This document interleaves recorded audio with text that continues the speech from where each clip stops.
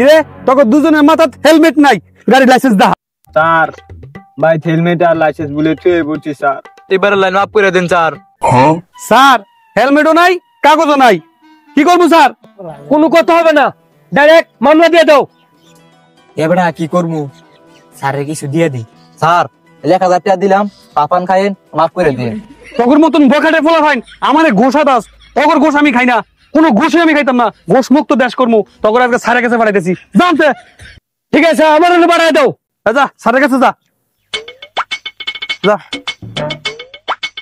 Sir ঘুষ দিছিলাম, ভুল হয়েছে, মাফ করে দিন।